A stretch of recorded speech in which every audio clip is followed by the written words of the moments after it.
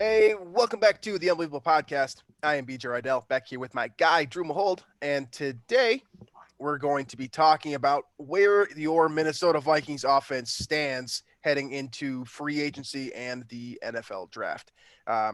So it's late February. We're right on the cusp here of March, which for me at least kind of signifies the new year. Start of free agency, everything starts kind of kicking it up a little bit more. You start hearing more rumors, teams start making kind of more aggressive transactions, and you start to see those big contracts come out, and things seem to change a little bit. So, we know where the Vikings stand at the end of last season. Today, we're going to spend some time kind of where they're heading now. Obviously, there are some guys who are, probably not going to return.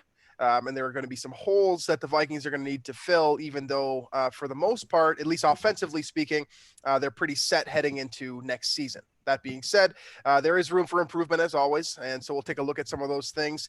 And we'll try to get you guys out of here in about 30 minutes or so. So that's the game plan for today. And then next week we will cover defense and special teams. And then we'll move on to something else after that. So let's get it started here.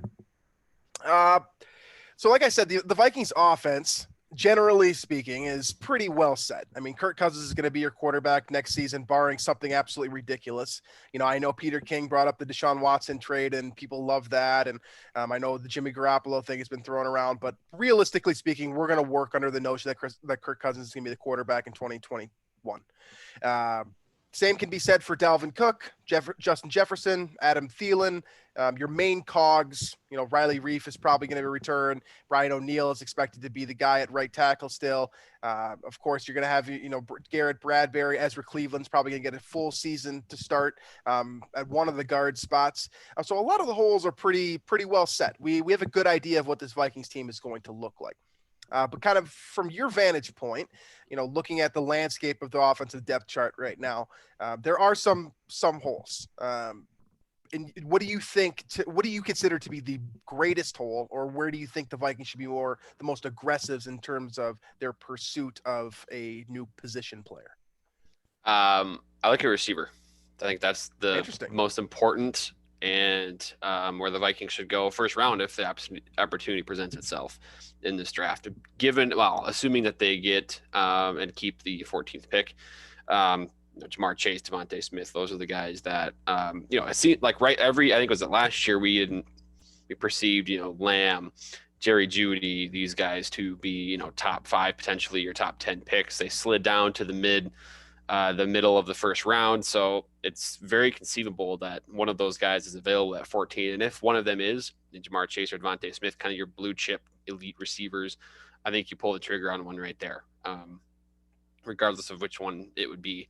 And I say that because you look around the league, the best offenses, I feel like it's more common to see a group of really good receivers among the top offenses rather than a really good offensive line. And now I think it's different because Kirk, their mobility is different, right, compared to your Rodgers and your Mahomes and things like that. But you see, in Kansas City, you've got your threat of Tyreek Hill and Travis Kelce at your receiving options, right? You have Seattle, you have Tyler Lockett, you have DK Metcalf. You have a couple of options there. Now, the Vikings have Thielen and Justin Jefferson. So that's absolutely one of the top 2, 3, 1-2 punches in football at receiver. But Adam Thielen's not getting any younger. And the Vikings are essentially one injury away from having the same issue where you have basically one competent receiver and then kind of a bunch of fringe roster guys that are basically on this roster because there's nothing really much to compete with there. So they need to address receiver. Explosive plays are sort of the best indicator of successful offense and a successful team nowadays in the NFL. You look at Tampa Bay, look at all the weapons on that team that really brought them over the top. They have at least 3 receivers, and they might have 5. Right. Going really good players. Yeah. I mean, we don't know what to the extent Tyler Johnson, what can he do in the NFL? We don't know because he didn't really get the chance to show it. And but when he did play, they looked good, right? Right. Exactly. Scotty Miller didn't look, like a scrub by any means. Right.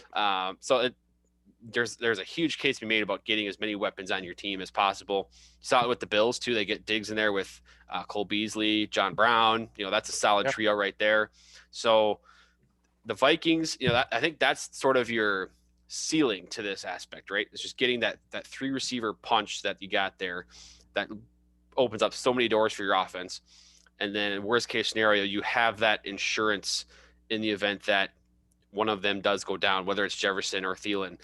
You still have 2 solid weapons on the outside, 2 really good ones at that, for your quarterback to work around and your offense to kind of drive behind. So that's where I would go. I think receiver is the top priority. And then from there, offensive line, when I look at this offense. So I'll be honest with you. I didn't think wide receiver was going to be the first position that was going to come up here today. I thought it would come up eventually. I didn't think it was going to be the top priority. And I imagine a lot of the people listening to this show are probably screaming guard, right? That's probably the first thing. And there are other positional groups as well. Anyone, people are probably clamoring for Riley Reif to be replaced as well. If you can go out and get like Russell Okung or something like that. But wide receiver is right. I mean, you're not wrong about this. It's not just that you need 3 receivers anymore. It's also that the Vikings kind of needs a specific type of wide receiver, right? You mentioned, that you have Adam Thielen and Justin Jefferson, and we know that both of those guys can play both in the slot and on the outside. But if you go out and get, someone else to complement their games, what does Adam Thielen do best at this stage in his career? He's a great possession receiver. He loves to move the chains. He's great for 12 yards. He's good in that fade in the back of the end zone. Amazing hands. You can trust him to catch the football if it's thrown towards him. Is he going to beat guys downfield anymore? I mean, maybe. I don't see him as the guy on the Vikings to be the guy to, get you 30, 40 yards downfield. To me, that's the Justin Jefferson role now. So you have kind of the ability to manipulate your offense and depending on what style of receiver you want to bring in. I mean, the Vikings don't really have a gadget guy anymore. I know that that's never worked out for the Vikings in the past, or in the recent past at least. Percy Harvin probably being the only example of a gadget guy that worked out super well. But he could also run routes and play the wide receiver position. Right. But you don't have one of those on your roster right now. And you have to look beyond what, Adam Thielen and Justin Jefferson as well. I mean, there's going to be a third receiver. We don't necessarily know who that's going to be, but someone's going to be getting 30, 40, 50 snaps a game. Right now, it looks like that's going to be BC Johnson if nothing changes. And behind BC Johnson, I am not thrilled in the least. Chad Beebe's garbage. I don't get why some of you guys cling to him. I'll never really understand it. He makes one good play every once in a while, and we want to keep him around forever. I just don't get it. I'm sorry. And then you've got the other 2 guys here, Dan Chisena or whatever the hell, however the hell you say his name. He shouldn't be on the Vikings roster, period. He's not even a good special teamer. And he's listed as your number 6 receiver right now. And number 5 is KJ Osborne, who can't field a punt. I don't really trust him to catch a football either. So you basically have 2 superstar receivers, one guy who, I think BC Johnson's a quality receiver. I think he's going to have a 5 or 6 year NFL career, maybe more if he gets better. I don't think Chad Beebe's really worth much. But that all being said, it doesn't just need to be Jamar Chase or, whoever you want as the number 1 receiver. There's some good options in free agency. There's some good options in the 3rd, 4th, 5th round as well. But let me list off some of these names here to you. I'm just going to completely ignore the top 10 receivers because we know the Vikings aren't going to go after Allen Robinson. Or I guess I shouldn't say that because they did it once before. But they probably will not be going after Allen Robinson. I feel like the cap situation will limit them in that sense anyway. They'll have to probably go a little cheaper in this realm here. So looking at realistic receiving options relative to free agency, I'm going to ignore the draft for the time being. You got Keelan Cole, who's, of course, in Jacksonville. Nice number 3 receiver. McCardell. Mm-hmm. They exactly. Yeah, pull him in. That makes a lot of sense. He's also got a market value of $3.5 million right now, according to SpotRack. So that's well within the Vikings range. You look at some of these other guys that are down here. Curtis Samuel hasn't panned out well at all in Carolina. The quote gadget role. Does he have some nice plays? Absolutely. Is he scary with the ball in his hands? For sure. But is it still difficult to get the ball into his hands? Maybe a little bit similar to what Cordarrelle Patterson experienced at the professional level. I think so personally. So you've got a guy like him who is being given a sub $2 million market value right now. He's also very young. There's room for improvement there. And if you trust your hire of Keenan McCardell, I mean, just like you're saying, a guy who worked with Keelan Cole down in Jacksonville. I mean, who's to say that he couldn't bring in, turn this guy into a more efficient route runner, like kind of how he was in his career. If you think back to Keenan McCardell and what he was good at, I mean, he was no burner. He wasn't an athletic specimen. He ran routes and he did things well. So you could, theoretically teach a guy like that. And then you've got some other guys down here too that I think the Vikings have, some ties to. Mohamed Sanu, of course, played in Cincinnati when Mike Zimmer was there. I know that he hasn't been super efficient since leaving Atlanta. Still a quality player. Philip Dorsett, if you want to get a guy that's a straight vertical threat and have someone go over the top just to kind of create space underneath for your guys, another option that's probably going to be in the Vikings range in terms of market value. And then the one that kind of sticks out to me like a sore thumb, and I don't think anyone's going to like this, but I'm going to say it anyways, is Nelson Agholor, who, yes, he's got a problem catching the ball 2 years ago. This year in Oakland, I know no one even paid a whole lot of attention to him because, first of all, they're an AFC opponent. Vikings fans probably don't get out to that round. He was productive. He was productive. He had over 800 yards, significantly less drops. And Derek Carr is kind of a similar quarterback, too, to what Kirk Cousins does. So there are options here. Is there anyone to you in your mind that you'd like to see the Vikings add? Because I think they got to add someone in free agency. Yeah. I'm not saying they don't need to add someone in the draft also, but I think they need to spend some money there. Yeah, I like the Agholor idea a lot, actually. The drop thing, he's certainly got the reputation, I think, from his days in Philly. And it's not like it went away with the Raiders, but he has the athleticism, and I think the route running is there too. Not quite as clean or precise as someone like Jefferson, but he certainly has the separation, skill set to be a third option that can easily separate. You could trust him to get open if you need a third down conversion. That's another guy, which I don't think the Vikings have besides Thielen and Jefferson at the position. So that'd be a nice add. But I think either way, you can't, I can't, if I'm running the team, I am definitely not going into camp with BC and or BB as your number 3 receiver or any of those guys. I mean, you have to get one, if not two options that can be, at your 3 and 4 as depth behind Thielen, Jefferson. And for what it's worth, like, I don't know if this was the plan, but Tajay Sharp was maybe supposed to be like kind of another depth piece there. We were very wrong about him, by the way. Yes. Yeah. Super wrong. So that's another thing to think about here with this whole, going after a cheap free agent receiver. How good are the Vikings at finding that player, So if it means drafting 2 receivers, I would be okay with that too, because we know Rick's going to move around and gather picks and blah, blah, blah, but do what he does. So take some chances in the draft, probably take 2 chances in the draft at a receiver. You would think one of them would work out and be sort of an option, a viable option there. Considering the fact that the Vikings, I mean, they barely rostered 6 receivers. Again, I don't consider Chisna to be a true receiver. They could easily extend their roster out to, have more capable guys that are,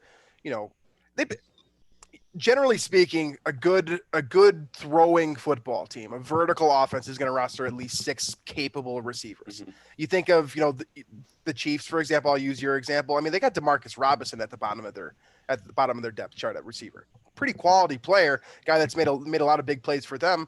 Probably would be maybe a 2 or a 3 in a different offense. The Vikings. Sammy Watkins, when healthy, is there. Right. You got Mecole Hardman, who's just basically a burner. There's weapons there, and they're surrounding their quarterback with as many viable receiving options that they can. And I think that's more important to me than offensive line. And I know people are going to look at the Super Bowl and say, well, Chiefs now an offensive line. That's how they lost. On the flip side, Chiefs could stop the Bucs.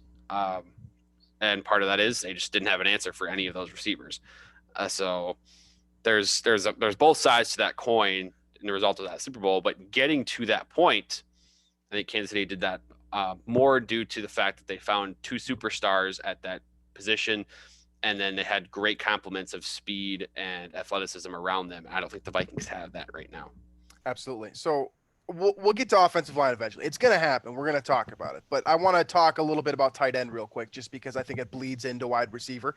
Sure. And I'm sure all of you are aware of the news that came out with Kyle Rudolph, where he essentially has stated, and he said this in the past too, this is nothing new, but he's not going to restructure his contract. He believes he's worth the value that he is, and he's disappointed in kind of the way he's being played. He was essentially put into the Rob Gronkowski role, or I guess the Rob Gronkowski role in Tampa Bay specifically, with the Vikings this last season, where he was asked to block a whole lot more than usual, and he considers himself, and really I consider himself to be as well, a receiving tight end. So there's a real chance that Kyle Rudolph's not going to return here.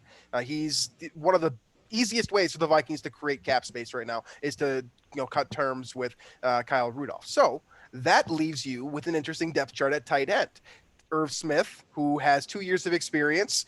This last season was nice. We saw some production. We saw some, upgrades in terms of his ability to block. And we saw him become a more well-rounded receiving threat this season. Is he a number one tight end at the NFL level yet? I don't think we have a yes or no to that question yet. I just don't think we've seen enough. The other guy that's sitting behind him, I have even more questions about, in Tyler Conklin, who, again, some really nice moments, couple of big chain moving catches this past season. He also showed some ability to make moves in open space and get the ball downfield.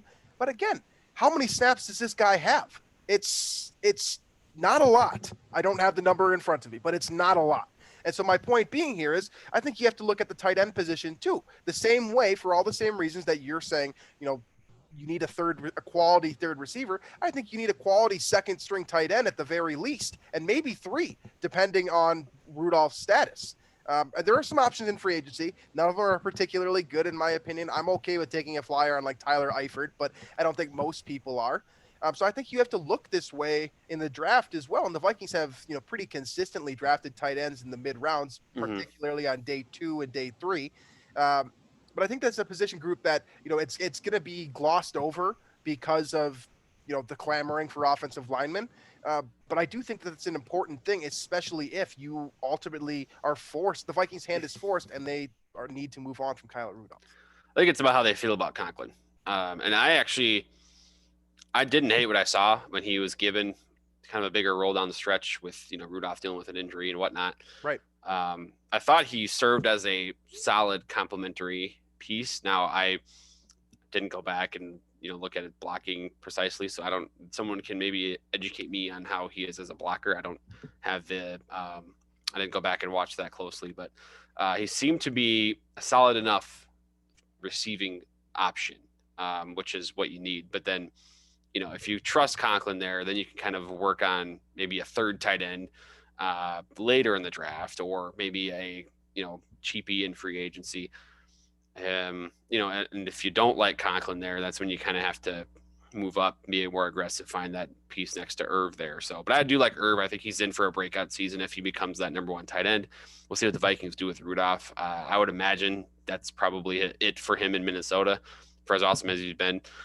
So yeah, that's another interesting one too. That's a good one to bring up, because there's a lot that, that's a position that doesn't get a ton of run in terms of overall total snaps, right? But if we're talking about the Vikings not having 2 only competent receivers, then you got to go get someone else at tight end, right? I mean, you can't address neither of these positions, I think. I would agree. And for the record, I know this guy is polarizing. Not in the sense that he's a bad person, but polarizing in terms of his play, and that's Trey Burton, who the Vikings actually went after the last time he was a free agent. He ultimately went to Chicago, and we all know how that went, but he's a free agent once again, and his market value has significantly dropped. Spot Rack has him under $1 million. Just something to think about. I don't particularly like Burton either. He's always hurt, and I know that Mike Zimmer is, can't make the club in the tub guy, so I don't know how realistic a fit as it is, but something to consider. Other names, by the way, that are available in free agency: Jonnu Smith coming off of his breakout season. I don't see him going anywhere, but the name is there. And then Michael Pruitt is another one. Of course, he was drafted by the Vikings several years back and has since become a good complementary piece, which is exactly what you're kind of looking for, assuming you believe that Irv Smith is the guy that I think a lot of us believe he is. So something to consider. Tight end is kind of like receiver. The more you can get, the better you are. And the more pieces you can get around Kirk Cousins, of course, the better he theoretically is going to be. Now, Let's talk about the offensive line now, because there's one other position group that I want to focus on, but it's going to turn into a rant of just me talking to myself. So let's talk about the offensive line here first. The group up front right now, you have 4 guys. You don't even really have a 5th starter at the left guard position right now. I mean, do you have guys on your roster who can play that spot? Yes. Kyle Hinton can play that spot. I mean, Drew Samia, he can play that spot. Do you want either of those guys to play those spots? The answer is no. So that's why everyone's so loud about the guard position specifically. I don't think the Vikings are doing anything at tackle. I don't expect Riley Reeve to be cut. I don't think they're going to try to replace him this year. That might be a next year thing for me. But for now, I think the real focus here is on guard, like all of you guys have been saying. I think the difference here is how much do you value guard? Because there are some people who are like, go out and get Joe Thuney or it's a bust, right? And there's other people who are like, just draft a guy and see what happens. Like the guard position doesn't matter. Kind of like our team at Climb in the Pocket seems to feel kind of collectively as a group. I tend to side with those guys because I don't think that the guard position, generally speaking, is all that valuable. If you think about the 5 spots on the offensive line, in my opinion, it goes left tackle, center, right guard, left guard. So, yeah, I mean, I'm with you on that. It's one of the least valuable positions on the 22-man depth chart. Right. To me, I mean, I think depending on how you feel about kicker, I mean, I could see an argument where kicker is more valuable than that. So I think like Vikings fans as a whole can see that. Right. Exactly. So, I mean, yeah, that's kind of why I'm basically right now, with the way the Vikings are constructed, and we'll talk about defense maybe in the next show, but just get the best player available. I mean, you're going to be able to fit that player into your plan for the franchise regardless. Don't draft for position really at all in this draft, unless it becomes a situation where you're drafting the same position multiple times to the point where it's like unhealthy. You got 4 guards, but just draft the best player available. And I'm hoping, because you could draft another cornerback, like the Vikings need one. You could draft another linebacker. Vikings probably need one down the stretch here with Barr and Kendricks, the health issue, plus the fact that the Barr is probably gone. Right, Wilson's gone. You could probably need another safety at some point here, whether it's Harrison Smith's age, whether it's Anthony Harris's production and the uncertain future there. You need all kinds of pass rushers on the defensive line. So, I mean, and then, of course, offensively, you can get a receiver. We talked about that. You can get a tight end. We talked about that. You could draft the quarterback because there's reason for that. Just don't draft a running back, I guess, in the first round. But point is, there's really anywhere on this roster you can fit a draft pick, and you can fit them into your plan because that's how depleted this roster is at this point. So get the best player available. And I guess in terms of positional value, no, guard is not up there for me. But if the best guard in the draft is there and he is the best player available, which I don't see a scenario where that's the case, but just draft the best guy available. And if that's a guard, I guess so be it. But I don't see a guard position being a huge impact here for the Vikings. I think there's other improvements that need to be made. I would agree with you in terms of the draft. I still don't really like the Garrett Bradbury pick. I didn't like it at the time. I mean, I don't hate Garrett Bradbury, and I thought he'd be better than he is right now. So, but I still didn't like the pick because of what you're talking about, the positional value. That's what I think PFF called that the biggest draft blunder by the Vikings in the last decade. So, which includes the Christian Ponder pick, which includes the Laquan Treadwell pick. So, that's how they feel about it. And that's about the positional value, right? That's what we're talking about when we say how much is a great guard going to improve this team versus a mediocre to below average guard. How much is that going to matter? The reality is it doesn't matter much because your positions that matter, obviously quarterback, but then receiver, your tackles protecting the quarterback are much more impactful than the guard position. And I know you watch a Vikings game and you see Kirk get pressured from the interior, and I get it. Right. Happens a lot. But there are ways to scheme around that. There are more ways to scheme around that than, say, a tackle who cannot block, as we saw with TJ Clemmings in 2016. So that's why the position of value on the interior line. And that's why it's, Garrett Bradbury still going to have that job and still going to get that chance because they took that chance, right? The Vikings got the first rounder. They used him on that. There's no reason to really change it up because you're not going to see a massive improvement on the offense. If they do upgrade at center, bring in a big name, it's not going to make a difference. So might as well ride it out. So I guess the question becomes now that we've kind of, at least this podcast has established that we're not super high on sinking your highest assets or, your most important assets into a guard. I don't think either of us is willing to sink $10 million per year into a guard. I don't care if it's Brandon Scherf, Joe Thuney, whoever it is. I'm not, if I'm in charge, and there's a reason that I'm not, of course, I would not be sinking that much money into a guard. I'm also not going to tie myself to, a guy who's Thuney's 29, Scherf is 30.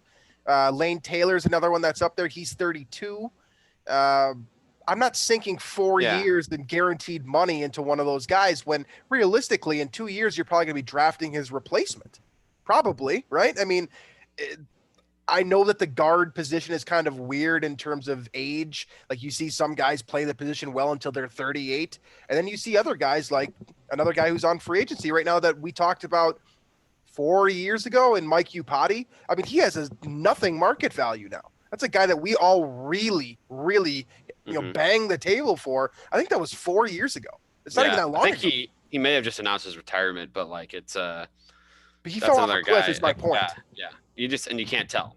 You never know either with some of these guys. So what do you do? That's my question here is what do you do? Because you have to do something. There needs to be probably at least 2 more guards on the roster than there are right now. And then one of that could be promoting Kyle Hinton to being the, full-time 53-man roster guy. Give him a chance. I mean, honestly, it can't get any worse, but then here's the other thing about this, right? So we are focusing so much energy and time as a fan base, as followers of the Vikings on this guard spot.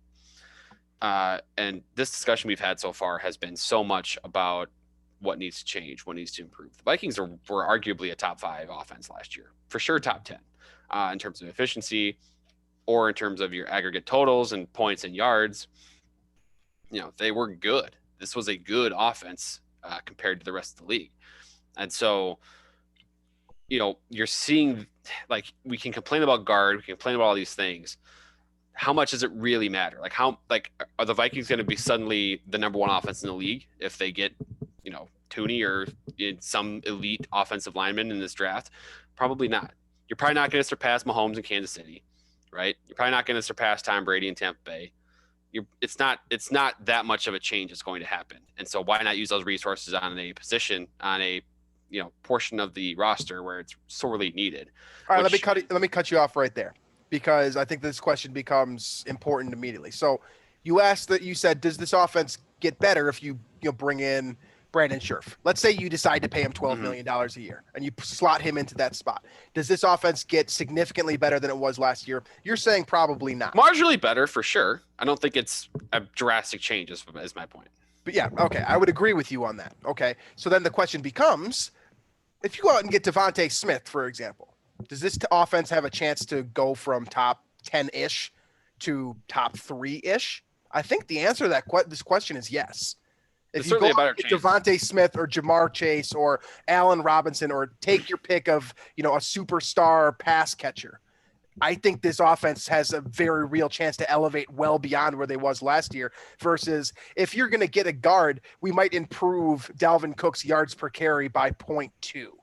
And how much of a difference is that going to make when you're down 20-7 in the fourth quarter and you need to throw the ball anyways? Well, so the Vikings will still run the ball there, but let's hope they don't. But just for your reference, I know that Scherf and Thuney are the 2 guys that are going to get the most traction around here. They're going to make a lot of money. I mean, they're good players. They deserve to get those contracts. I know the Vikings are able to create the cap space to do, there's ways they can get around it. They can, they can trade Harrison Smith. They could, obviously, the Rudolph one we talked about. There's ways around it, and I think Riley Reif's may be another candidate for it. Mm-hmm. So there's ways around it, but then at that point, for example, Riley Reif, you're going to get rid of Riley Reif. That's potentially your best offensive lineman that you're getting rid of, right? So, I don't know.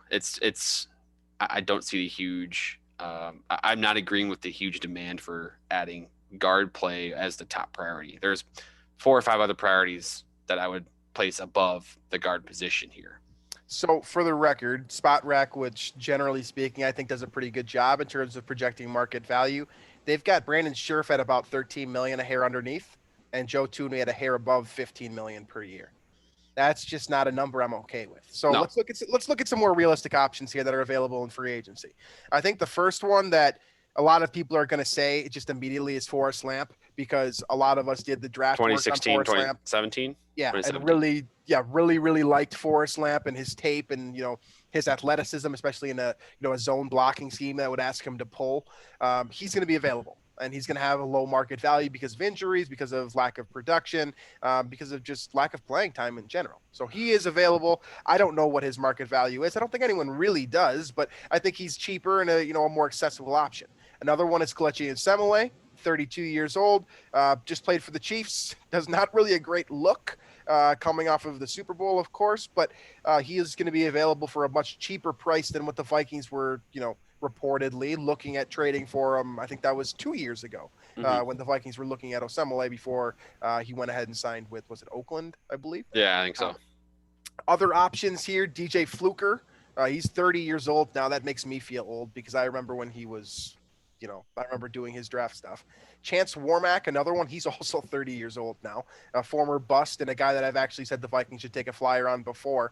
But most of these guys here, I just don't think you're going to get what you paid for. If you don't get Scherf or Thuney, and to me, you can't pay that much money for them, I don't think, you can't really overpay for any of these other guys because, like we've been saying, the value at the position is not high enough to warrant a massive contract for a guy who's average at his position.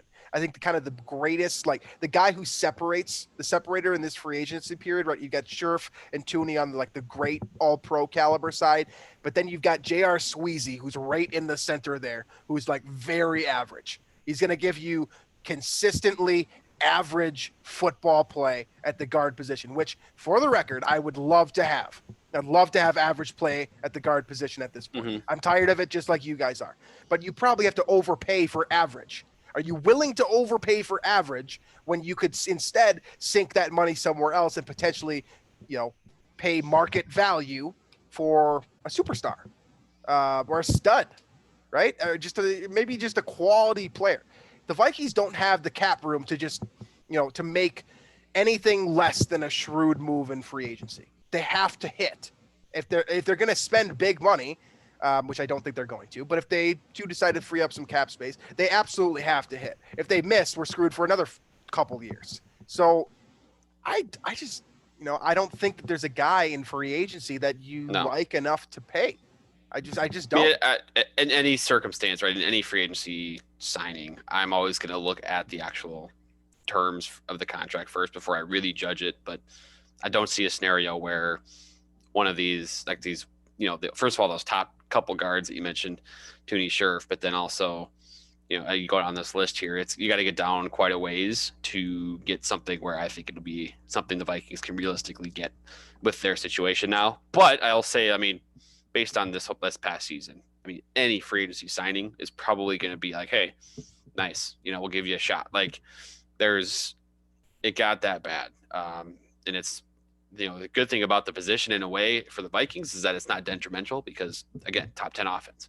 But that did seem to be sort of the kryptonite to the Vikings at times, was just that interior pressure. So, it's certainly something to address during the offseason. I would put it behind several other things, though. A couple other names here before we move on here.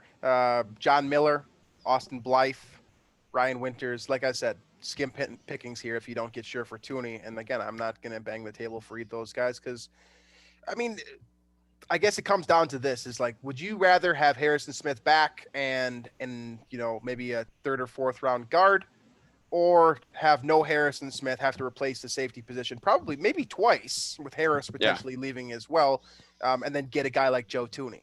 I think a lot of us would agree that it's just not worth it. It's just not worth it. But you got to do something, and we'll see what the Vikings.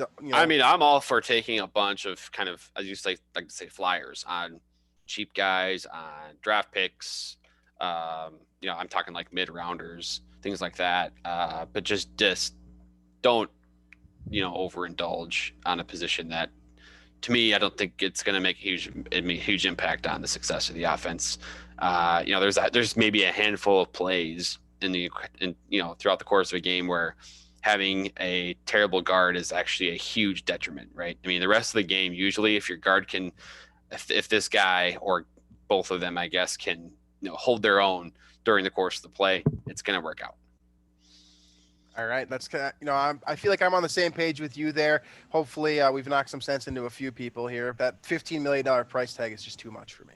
I mean, you can give me every argument you want for how good. I mean, maybe things happen. Maybe there's a huge trade. Maybe something happens where suddenly the Vikings have all kinds of cap space and they suddenly do want to do the whole tanking thing and things change. And there's a lot of areas. I mean, clearly this offseason is going to be nuts, but at this point in time, I just don't see the reason to really invest at that position.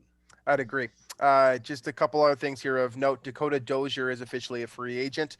That was your starter last year. That's why the Vikings had that open spot. Rashad Hill, also a free agent as well. You're going to need to get a swing tackle at some point. Could that be Alaudo? Maybe. Probably need to it's Ezra Cleveland right now, right? I mean, could be him too.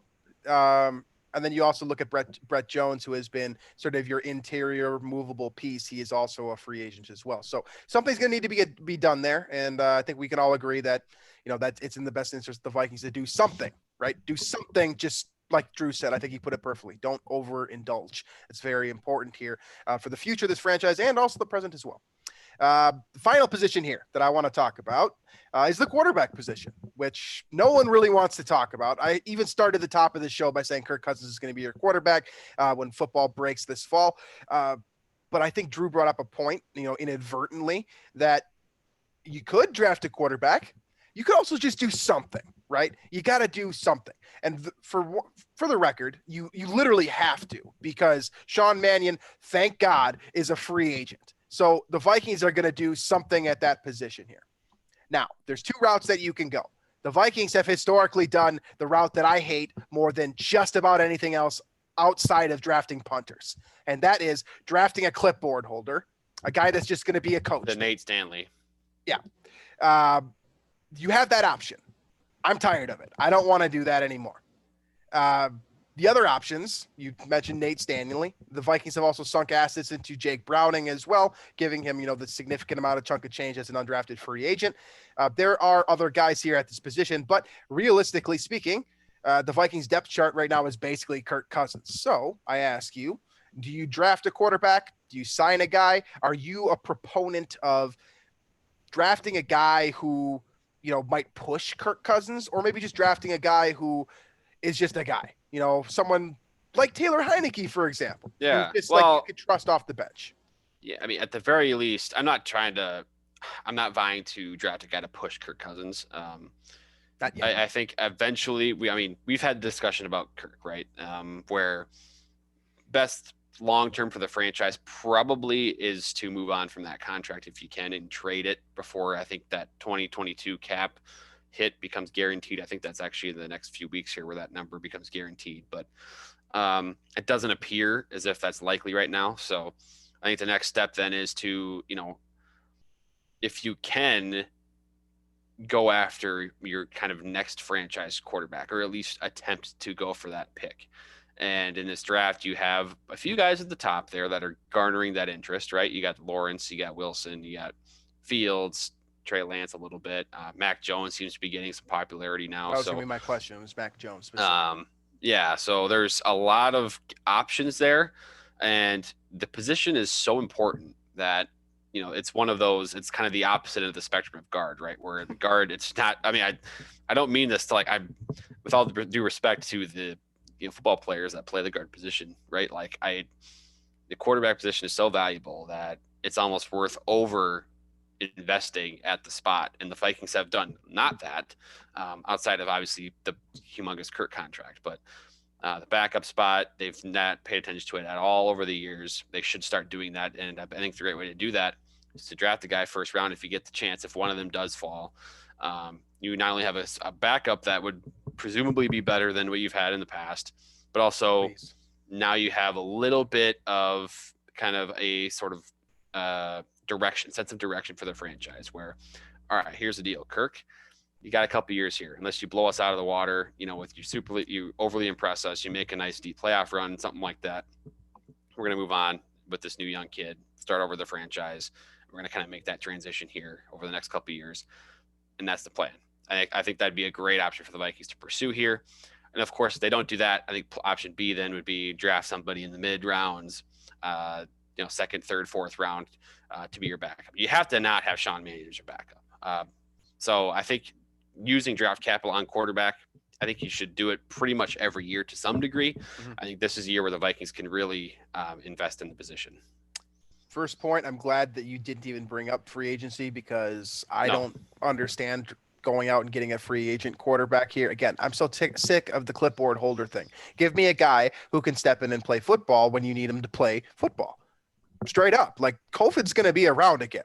What if Kirk Cousins gets COVID and you lose him for 1, maybe 2 weeks? Do you really want Sean Mannion or someone like him to be your quarterback Brian for Hoyer. 2 full weeks? Like, no, I'm just not doing it anymore. Like, you can't. Remember Josh Freeman? Remember all the holes the Vikings have put themselves in by having their starting quarterback get hurt?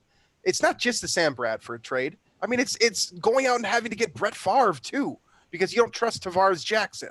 Like, the Vikings have been forced to make so many moves at the quarterback position and sinking well above market value. Donovan McNabb. Yeah, Jesus Christ. Like, there's so many of these mistakes. Just draft a guy. Just draft him. And does it need to be in the first round? I don't know. I mean, that was kind of going to be my final question to you is, at what No, point it doesn't have to be. But can it be? Can it be? Oh, That's yeah, for sure. Here. For sure. I will be very happy if they gamble on a quarterback, even if they trade up and get a quarterback, because that tells me that they are aware of the fact that, hey, maybe the Kirk signing, maybe we were ultimately wrong about it, or maybe it's just not going to work out in the end. And they want to give the franchise a sense of direction, which it doesn't seem that there is one right now. Are they trying to stay competitive? Are they trying to be a playoff contender right now? Are they trying to build for the future? I mean, serious mixed signals over the past, 365 days with this franchise. Nobody has any idea. And so I would like to see, if they go after the quarterback position here, that tells me, okay, we understand right now, probably not a contender at this point with this roster, but we want to become one soon, and that starts with the quarterback position. And as we've said over and over, the best way to contend for a Super Bowl nowadays is to find that stud quarterback on a rookie contract and then build around him during those 4 to 5 years you have him. That's the best Super Bowl formula that there is. And you can't do that without drafting a quarterback and gambling on that position. Absolutely. I'm with you. And I hope the Vikings are open to that gamble. I would hate to see a guy slide. I mean, you mentioned 5 names right there that are considered, not necessarily top tier. Like 3 of them are top tier, but they're, Trey Lance is a nice pick, right? If I would hate to see a guy like Zach Wilson, for example, who is continuing to skyrocket up boards. If he, for whatever reason slides a little bit, I would hate to see the Vikings pass on a guy like him to go get a guard, for example. Like, that would infuriate. That would make me irate. I would not like that. So we'll leave it there for now. As always, feel free to leave your thoughts. I hope there's some disagreement with us here, and I'm certain that there is. Yeah. I mean, that's one more thought. The Vikings in 2018, they had the chance to take like Lamar Jackson, for example, right? Right. And they didn't. So, I mean, there's like that right there is an example of the potential future that you're passing up by not just taking a chance at the quarterback position. Now, it could be Mitch Trubisky. It could be. Like, that is a possibility I'm acknowledging, but you're giving up a lot of potential greatness as well by just completely ignoring it and trying to just pay in free agency for quarterbacks over and over. The juice is definitely worth the squeeze as it pertains to the quarterback position. It's worth the gamble almost every single time. Unless you're the Packers last year drafting a quarterback in the first round when you have Aaron Rodgers. Other than that, it's probably worth the gamble. And I think, Philadelphia might even argue that it's worth the gamble given what's kind of developed with them. Drafting Jalen Hurts at the top of the second round and being able to move on from Carson Wentz, who did not look good last year, and getting draft compensation. I mean, that's one way to kind of find resources as a result of drafting a quarterback. I mean, what if you draft a quarterback who has some competency, you can trade him. Jimmy Garoppolo is another great example of this. Jacoby Brissett, an even better example, a guy that you didn't even think was going to be a starter. You end up getting draft capital back for a guy like Jacoby Brissett. So if you draft a guy who can just put something on tape, there's going to be someone who wants him. It's always a good investment. Always a good investment. So let's put a pin in it right there for now. Next week, we'll be back, like Drew said, to talk more about defense. Drew already mentioned a number of names that are going to change. There's going to be significant change. And it's not just Anthony Barr returning or Michael Pierce coming back off the COVID list. Anthony Harris might be gone. Harrison Smith could be restructured or gone as well. There are questions to be answered here. And so I think that a podcast will be a little bit more fun, a little bit, less it's less definitive what the Vikings are going to do on defense. So we'll have some fun with that, and that's what we'll talk about next week. But in the meantime, please leave your comments in the Daily Norseman comments section. You can also drop us a line on YouTube as well if you prefer to watch the show. Check out Climbing the Pocket. You can find us on iTunes, Stitcher, Google Play, Spotify, wherever else you listen to your podcasts. And we will be back next week to talk about the things that we just went over there. And so thanks for listening to the show, folks. We appreciate you, and we will catch you next week.